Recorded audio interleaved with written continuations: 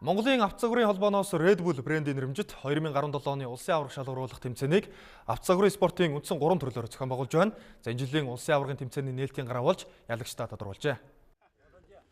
Одоогоос 8 жилийн өмнө буюу 2009 онд Монгол улсад авто загварын холбоо үүсгэн байгуулагдсан байна. Энэ цагаас хойш улсын аварга шалгаруулах тэмцээнэ 8 дахь жилдээ дараалан зохион байгуулж байгаа нь юм а.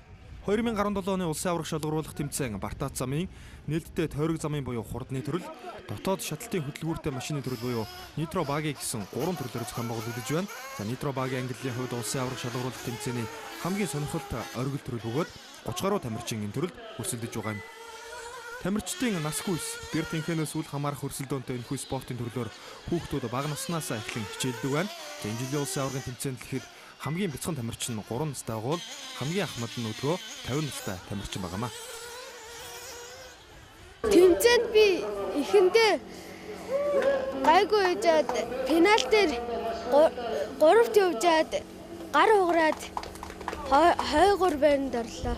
Тэгээд юуны өнд намайг дэмжиж тусалж яадаг аавдаа баярлаа.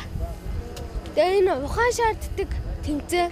Тэгээд ухаантай болгож өгсөн багштай баярлалаа л гэж хэлье да. Улсын аварга шалгаруулах тэмцээний уралдаанууд хобби центрт барилах Брики ард зам дээр явагдаж байна. Энэ жилийн хувьд нийтдээ 6 гарааны уралдаан болж ирэх 10 дугаар сард 2017 оны улсын аваргууд тодорхой юм а. Тэмцээнд төрүүлж улсын аваргаар тодорсон тамирчид спортын цол зэрэг хүртгэн зэрэгцээ олон улсын томоохон тэмцээнүүдэд их орноо төлөөлөн оролцох эрхтэй болдог юм а. Улсын аваргын тэмцээний дараагийн буюу 2 дахь гараа энэ сарын 21-ний өдөр болох байртай байна.